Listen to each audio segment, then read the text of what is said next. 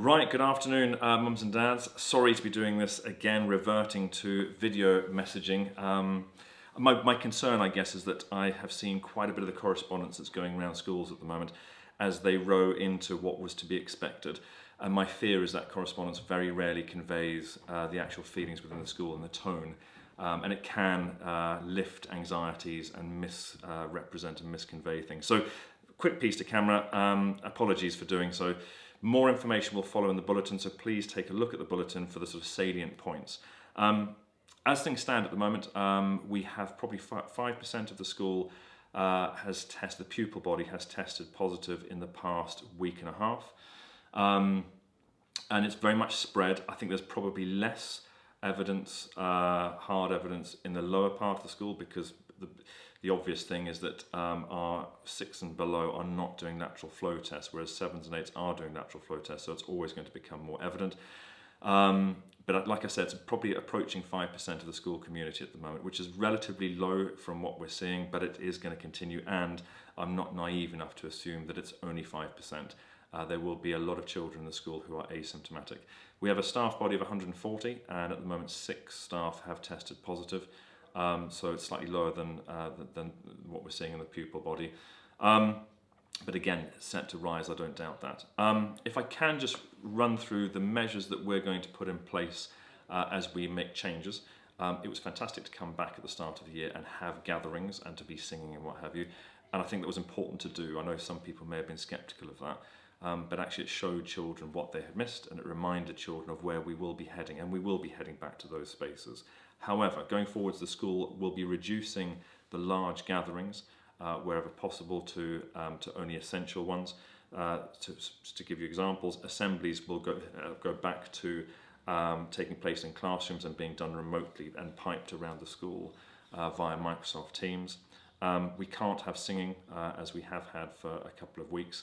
The smaller choirs may well be able to rehearse outside. I know that's far from ideal, but we have got a large marquee in the playground, so we will try to do that, but the large groups of singing cannot take place.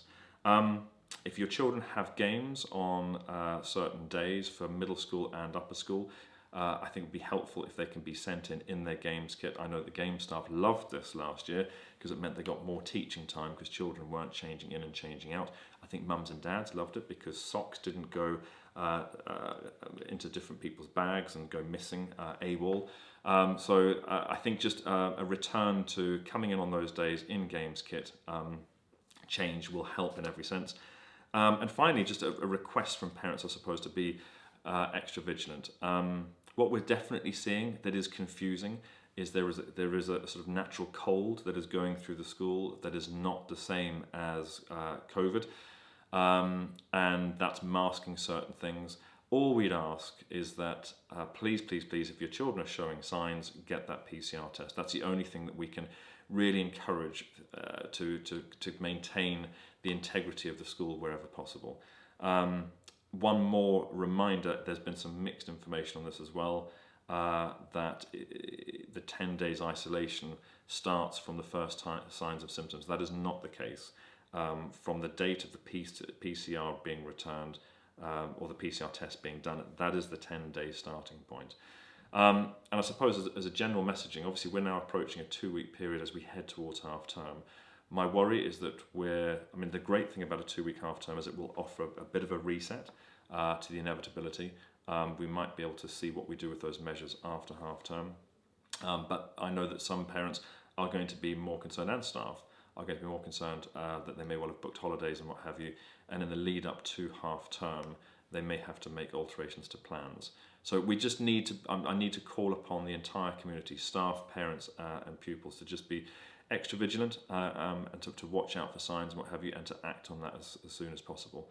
The good news is that those of the 6 staff who are absent at the moment, 3 of them were obviously not able to teach for some of the days because they were unwell, but everyone is making good recoveries.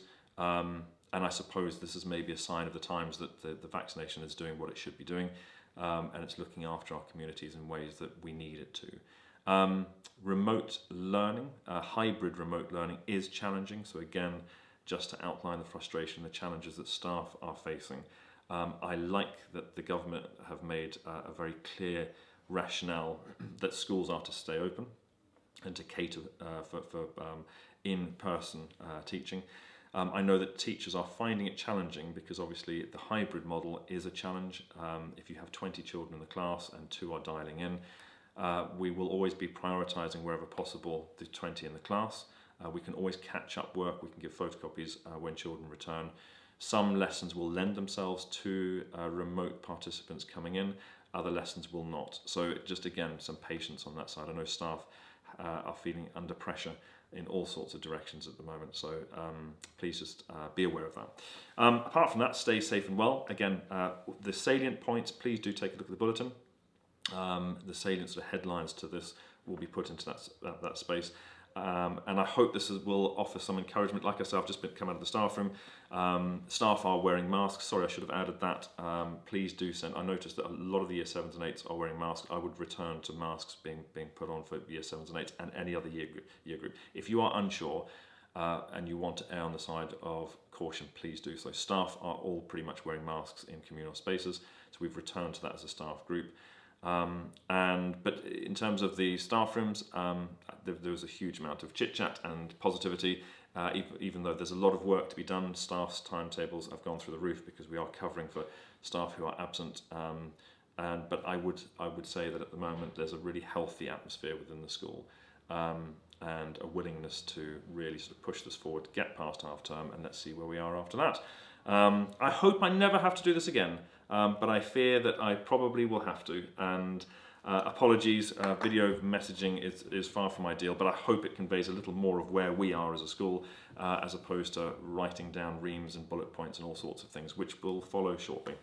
Anyway, stay safe and well. Have a lovely weekend, everyone. Good luck to our football team. Our under-11s are playing this weekend, and let's see how this weekend pans out and going forward. Stay safe and well. Cheerio for now.